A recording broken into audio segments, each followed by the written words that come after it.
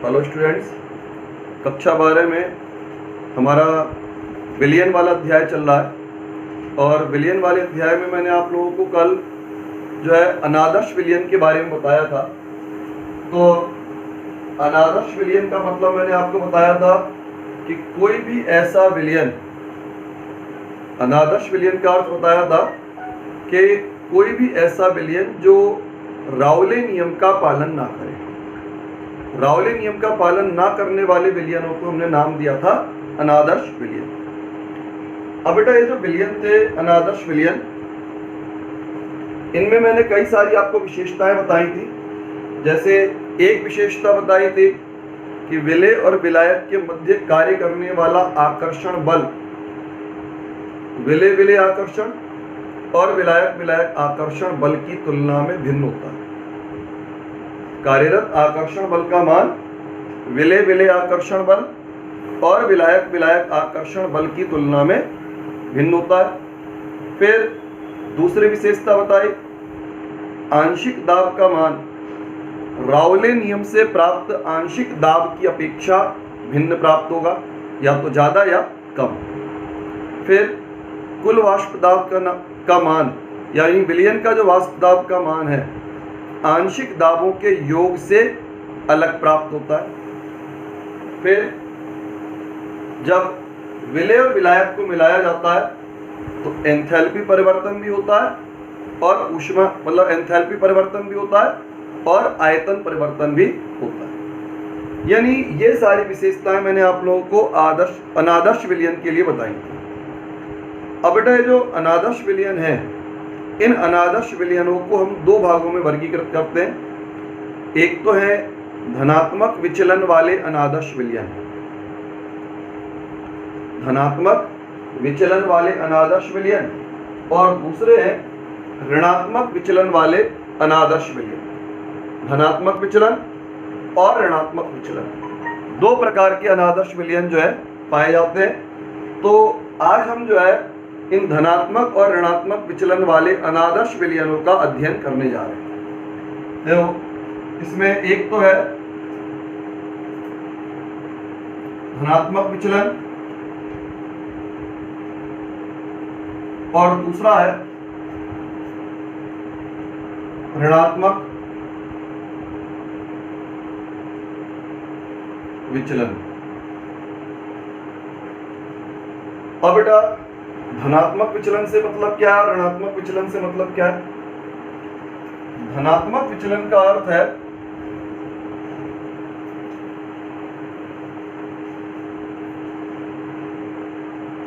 कि विलय व विलायक आकर्षण बल कम होता है। किससे? विलय विलय एवं विलायक विलायक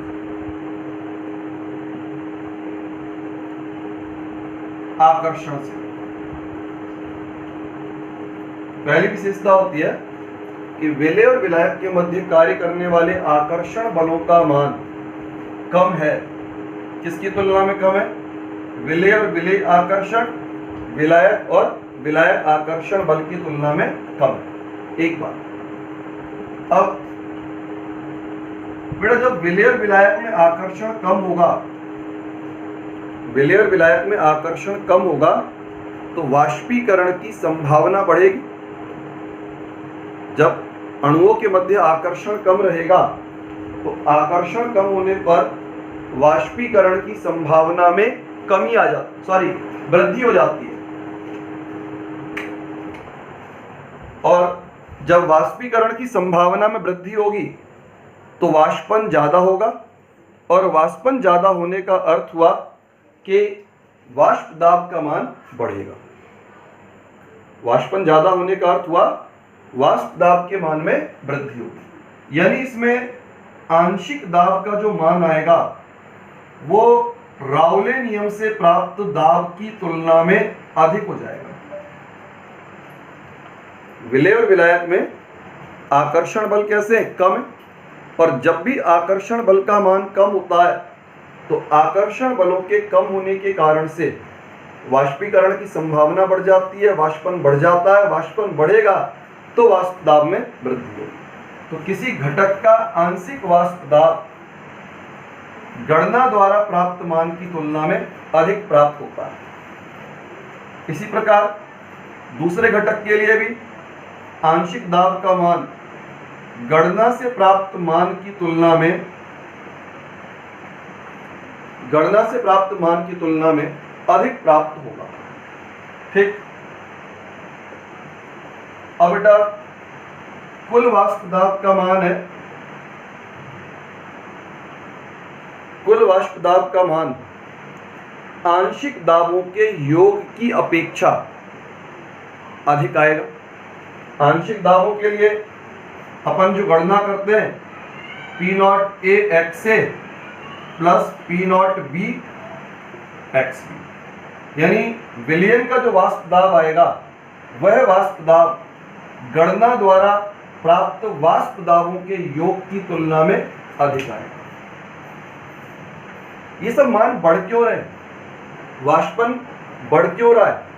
इनके बढ़ने का कारण होता है विलेय और विलायक के मध्य कार्य करने वाले आकर्षण बलों का कम होना। जब आकर्षण बल कम रहेंगे तो वाष्पन की संभावना बढ़ेगी, और वाष्पन की संभावना में वृद्धि का मतलब हुआ वाष्पन की संभावना बढ़ेगी मतलब वाष्पन ज्यादा होगा।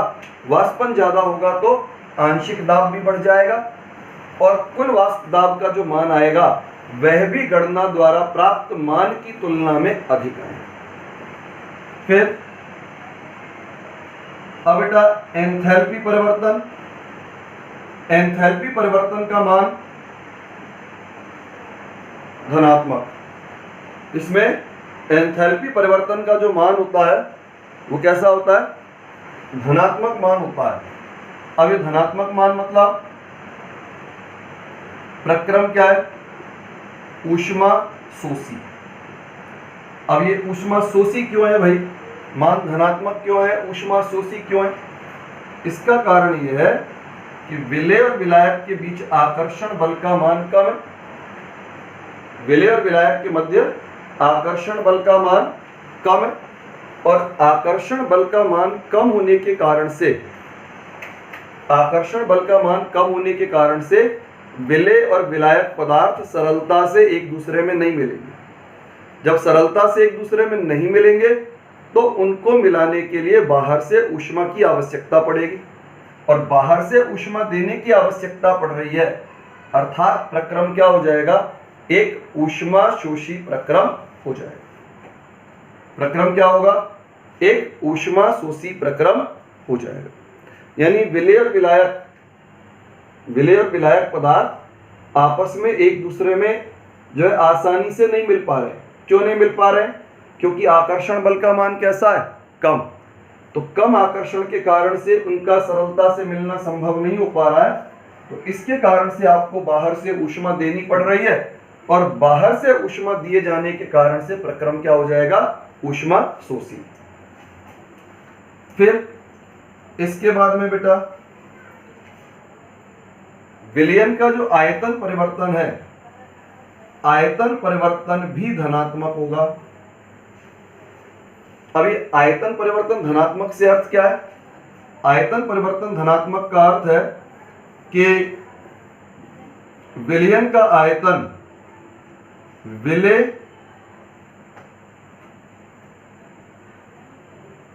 विलेय और विलायक इनके आयतनों के योग की तुलना में ज्यादा है। विलयन का आयतन विलेय और विलायक पदार्थों के आयतन के योग की तुलना में अधिक प्राप्त होगा। तो इस तरह से इनका आयतन परिवर्तन क्या होगा, धनात्मक।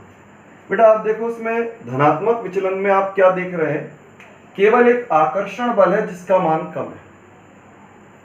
विलेय और विलायक में आकर्षण कम है, बाकी सारे गुणधर्म बढ़ रहे हैं या प्लस में आ रहे हैं। आंशिक दाब बढ़ गया, वाष्प दाब, विलयन का वाष्प दाब बढ़ गया, डेल्टा एच प्लस में, डेल्टा वी प्लस में, यानी सारे मान बढ़ रहे हैं यानी अधिक है, और बढ़ने के कारण से इसको विचलन को हम क्या बोल रहे हैं भाई, धनात्मक विचलन वाले अनादर्श विलयन क्या है। तो जितने भी धनात्मक विचलन वाले अनादर्श विलयन हैं उनमें आकर्षण बल तो रहता है कम, विलय और विलायक का आकर्षण तो होगा कम, लेकिन बाकी सारे गुणधर्म बढ़ जाते हैं। क्यों बढ़ जाते हैं भाई, आकर्षण कम होने के कारण वाष्पन बढ़ जाता है, वाष्पन बढ़ जाने के कारण से आंशिक दाब का मान गणना द्वारा प्राप्त मान से अधिक आएगा। कुल वाष्प दाब का मान आंशिक दाबों के योग की अपेक्षा अधिक आएगा। विलय विलायक में आकर्षण कम है, जिसके कारण से उन्हें मिलाने के लिए ऊष्मा की आवश्यकता पड़ेगी, प्रक्रम ऊष्मा शोषी होगा। विलय विलायक में आकर्षण कम है, यानी मिक्स करने पर कणों के मध्य की दूरियां बढ़ेंगी, दूरियां बढ़ जाएंगी, मतलब विलयन का आयतन दोनों के आयतनों के योग की तुलना में अधिक प्राप्त हो। तो ये बेटा धनात्मक विचलन होता है। इसका जस्ट अपोजिट आपका ऋणात्मक विचलन होगा। अब बेटा ऋणात्मक विचलन में देखिए क्या होना है। ऋणात्मक विचलन में विलय विलायक आकर्षण ग्रेटर देन विलय विलय एवं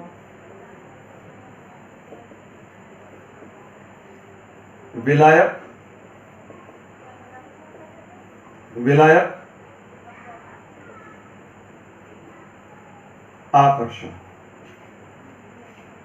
विलय विलायक आकर्षण ग्रेटर देन विलय विलय आकर्षण एवं विलायक विलायक आकर्षण। तो यहां तो आकर्षण कम था और यहां विलय और विलायक के मध्य आकर्षण बलों की अधिकता है। जब बेटा आकर्षण बल बढ़ जाएगा, कणों के मध्य आकर्षण ज्यादा होगा, तो वाष्पन की संभावना में कमी आएगी, वाष्पन कम होगा, और वाष्पन कम होने के कारण से आंशिक दाब का मान आकर्षण की अधिकता के कारण से वाष्पन कम होगा, और वाष्पन कम होने के कारण से आंशिक दाब का मान गणना द्वारा प्राप्त मानों की अपेक्षा कम हो जाता है। यानी PA less than P0A XA, और इसी प्रकार से PB less than P0B XB। ठीक। अब बेटा इसी प्रकार कुल वाष्प दाब का मान जो आएगा वो आंशिक दाबों के योग की तुलना में कम हो जाएगा। आंशिक दाब की गणना आप करेंगे P0A XA और P0B XB, ये आंशिक दाबों का योग हो गया। अगर विलयन आदर्श होता है तो आदर्श विलयन में तो इनका मान बराबर हो जाता है, लेकिन अनादर्श विलयन है और अनादर्श में भी ऋणात्मक विचलन, तो कुल वाष्प दाब का मान आंशिक दाबों के योग की तुलना में कम। वाष्प दाब का मान कम क्यों है? आकर्षण की अधिकता है। आकर्षण की अधिकता वाष्पन की संभावना को कम कर देती है, वाष्पन को कम कर देती है। वाष्पन कम होगा तो वाष्प दाब के मान में कमी। फिर बेटा इसमें डेल्टा एच होगा आपका ऋणात्मक। अब डेल्टा एच ऋणात्मक क्यों होगा? क्योंकि विलय और विलायक के मध्य आकर्षण बलों की अधिकता है। विलय और विलायक के मध्य आकर्षण बलों की अधिकता, जहां आकर्षण की अधिकता होती है वहां पदार्थों को मिलाने पर ऊष्मा मुक्त होती है। मुक्त होने का मतलब ऊष्मा क्षेपी प्रक्रम होता है। आकर्षण की अधिकता के कारण से विलय और विलायक को मिलाया जाए तो ऊष्मा मुक्त होगी, और ऊष्मा मुक्त होने का अर्थ हुआ प्रक्रम ऊष्मा क्षेपी होगा। फिर इसी प्रकार आयतन परिवर्तन भी ऋणात्मक होगा। आयतन परिवर्तन ऋणात्मक होने का मतलब विलयन का जो आयतन है,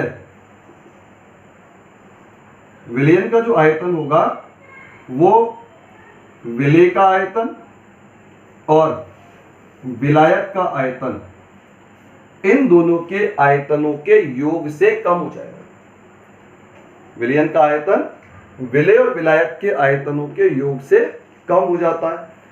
कम क्यों हो जाता है भाई? कम इसलिए हो जाता है, कम यहां पर इसलिए हो जाता है क्योंकि इस स्थिति में क्या होगा भाई? विलयन के आयतन की कमी का कारण है क्योंकि इस अवस्था में आकर्षण ज्यादा था। आकर्षण ज्यादा के कारण से कण जो है पास पास आ जाएंगे और कणों के पास पास आने के कारण से विलयन का वास्तविक आयतन जो है आपके विलेय और विलायक के आयतनों के योग की तुलना में कम हो जाएगा। तो ये बेटा आपके ऋणात्मक विचलन की बात थी, ये ऋणात्मक विचलन की विशेषताएं थी और ये आपकी धनात्मक विचलन की विशेषताएं थी। मैंने आपको इसको अंतर के माध्यम से बताया, अंतर के रूप में बताया। देखो आप इसको, विलेय विलायक आकर्षण बल का मान कम किसकी अपेक्षा? विलेय विलेय और विलायक विलायक की अपेक्षा। और इसमें क्या हो रहा है? ज्यादा हो रहा है। फिर आंशिक दाब का मान गणना द्वारा प्राप्त मानों की तुलना में अधिक और इसमें आंशिक दाबों का मान गणना द्वारा प्राप्त मानों की तुलना में कम। कुल वाष्प दाब आंशिक दाबों के योग से अधिक और कुल वाष्प दाब आंशिक दाबों के योग की तुलना में कम। डेल्टा H प्लस में, डेल्टा H माइनस में, डेल्टा V प्लस में, डेल्टा V माइनस में। ऋणात्मक विचलन क्यों का? ऋणात्मक विचलन कहने का कारण जो भी मान थे या तो कम हो रहे, आंशिक दाब कम हो रहा है, कुल वाष्प दाब कम हो रहा है, या फिर जो मान आ रहे हैं वो ऋणात्मक रूप में आ रहे हैं। या तो मान घट रहा है या मान ऋणात्मक आ रहा है। तो इसलिए इसको नाम दिया ऋणात्मक विचलन। और इसमें या तो मान बढ़ रहा है या मान धनात्मक आ रहा है, इसके कारण इसको नाम दिया हुआ है धनात्मक विचलन। अब बेटा इसका ग्राफ आता है। देखिए ग्राफ को बनाने के लिए आपको आदर्श विलयन के ग्राफ को एक बार ध्यान देना होगा।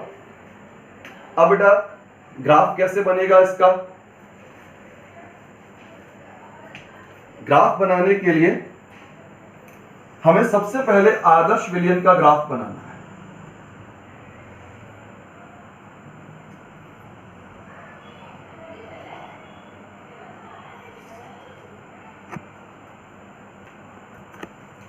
अब आदर्श विलयन के ग्राफ में यहां पर तो वाष्प दाब, यहां पर मूल बिंदु। अब आदर्श विलयन राउले के नियम का पालन करते हैं, आदर्श विलयन राउले नियम का पालन करते हैं। तो इसका अर्थ यह हुआ कि वाष्प दाब का मान मूल बिंदु के समानुपाती, और मूल बिंदु के समानुपाती मतलब मूल बिंदु से सीधी रेखा। अब एक्स ए मतलब घटक ए की मूल भिन्न, उसको हमने यहां पर लिया है 0। अब जैसे जैसे मूल भिन्न बढ़ेगी वैसे वैसे वाष्प दाब का मान बढ़ेगा। मूल भिन्न बढ़ती जाएगी, वाष्प दाब का मान बढ़ता जाएगा। अब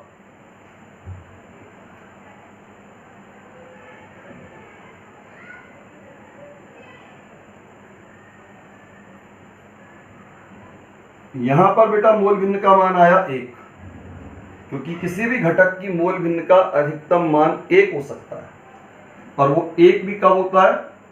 जबकि आपका पदार्थ पूर्ण रूप से शुद्ध अवस्था में हो, यानी उसमें किसी अन्य प्रकार की कोई अशुद्धि मिली हुई ना हो, तभी वो मान जो है 1 के बराबर हो सकता है। और शुद्ध अवस्था में वाष्प दाब का मान अपन लिखते हैं P0 A। अब बेटा ये तो हो गया आपका विलेय के लिए।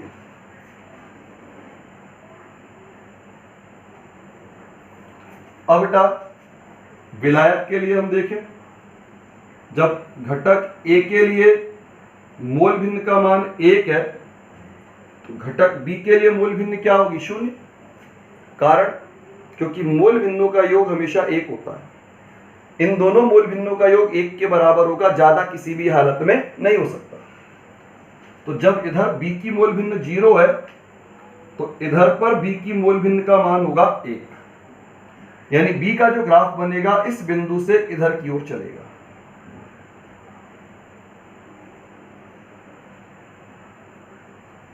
ये बी का ग्राफ हो गया और ये हो गया आपका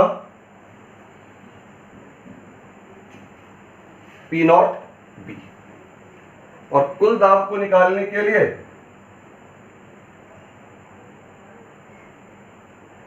इन दोनों बिंदुओं को आप मिला देते हैं। कुल दाब को निकालने के लिए ये दोनों बिंदु क्या किए जाएंगे, आपस में मिलाए जाएंगे। तो ये तो रही बात बेटा आदर्श विलयन की, लेकिन हम जो पढ़ रहे हैं हमारा विलयन है धनात्मक विचलन वाला अनादर्श विलयन। अनादर्श विलयन में, धनात्मक विचलन वाले अनादर्श विलयन में क्या दिख रहा है, घटक ए का आंशिक दाब गणना द्वारा प्राप्त दाब की तुलना में ज्यादा आ रहा है। गणना द्वारा प्राप्त दाब हम निकालते हैं राउले नियम से, और उसकी अपेक्षा आंशिक दाब का मान अधिक आ रहा है। मतलब जो ग्राफ बनेगा आदर्श वाली लाइन के ऊपर से होते हुए जाएगा। धनात्मक विचलन में जो आंशिक दाब है वो बढ़ रहा है, गणना द्वारा प्राप्त मान की तुलना में बढ़ रहा है। तो बढ़ने का अर्थ हुआ ग्राफ जो है वो आदर्श वाली रेखा के ऊपर से आएगा।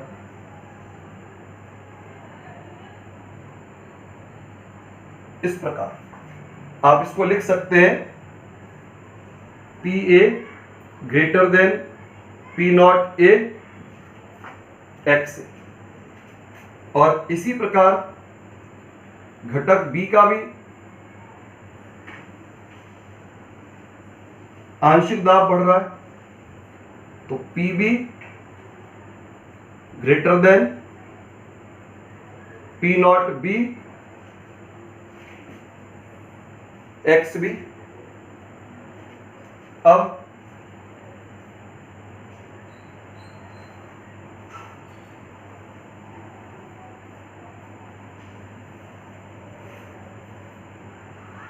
ये बेटा कुल दाब का मान है जो आदर्श वाली लाइन के ऊपर से होता हुआ आएगा। P S greater than P naught A x A plus P naught B x B. तो बेटा आप इसमें जो रेड कलर वाली लाइन देख रहे हैं वो धनात्मक विचलन वाली लाइन है, और जो ब्लैक कलर वाली लाइन आप देख रहे हैं ये लाइन आदर्श वाली लाइन है। तो आप देख रहे हैं कि जो वास्तविक मान आ रहे हैं आदर्श रेखा के आदर्श वाली लाइन के ऊपर से आ रहे हैं, मतलब मानों में वृद्धि हो रही है। आंशिक दाब का मान भी बढ़ रहा है और कुल दाब का मान जो है वो भी बढ़ रहा है। अच्छा, इसमें हम एग्जाम्पल को और देख लें जरा। एग्जाम्पल में जैसे आपका एथेनॉल प्लस पानी, आपका मैथेनॉल प्लस पानी, ये बेटा आपके धनात्मक विचलन वाले अनादर्श विलयन के उदाहरण हो गए। इसी प्रकार से हम ग्राफ बनाएंगे ऋणात्मक विचलन का। अब ऋणात्मक विचलन का जो ग्राफ बनेगा वो ठीक पहले हम इसी प्रकार से अनादर्श विलयन का ग्राफ बनाएंगे, सॉरी आदर्श विलयन का। यहां पर वाष्प दाब, यहां पर मूलबिंदु एक्स ए 0 और ये लाइन जाएगी सीधी,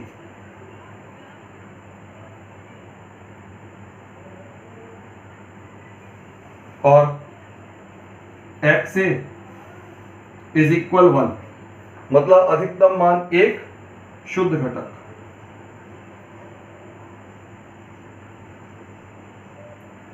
पी नॉट ए। फिर दूसरी स्थिति,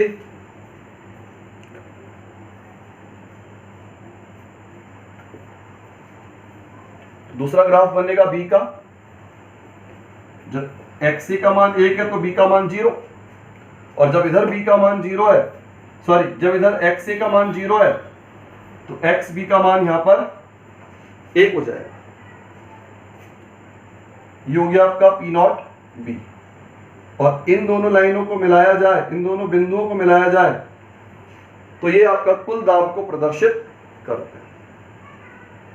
अब असली बात यहां पर यह आती है कि आंशिक दाब का मान गणना वाले मान यानी आदर्श वाले मान की तुलना में कम हो रहा है।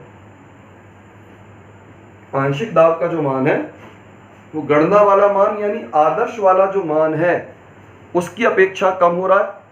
तो मान कम होने का मतलब ग्राफ जो होगा वो आदर्श वाली रेखा के नीचे से होके बनेगा, इस प्रकार से।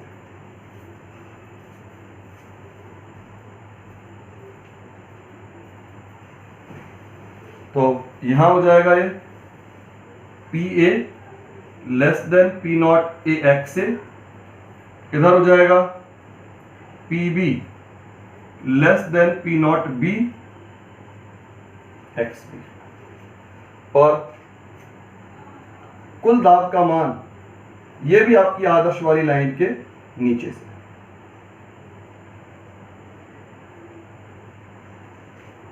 यानी P S less than P naught A x A और P naught B x B. तो इस प्रकार से बेटा ये आपका ऋणात्मक विचलन वाला ग्राफ हो गया। और इसमें हम एग्जाम्पल को देखें तो जैसे HCl प्लस पानी, नाइट्रिक अम्ल पानी, सल्फ्यूरिक अम्ल पानी। तो ये आपका ऋणात्मक विचलन हो गया। धनात्मक विचलन आकर्षण कम, बाकी सारे मान अधिक। ऋणात्मक विचलन आकर्षण अधिक और बाकी सारे के सारे मान कम। तो इस प्रकार हम धनात्मक और ऋणात्मक विचलन के जो है अपन यहाँ पर स्पष्ट कर सकते हैं।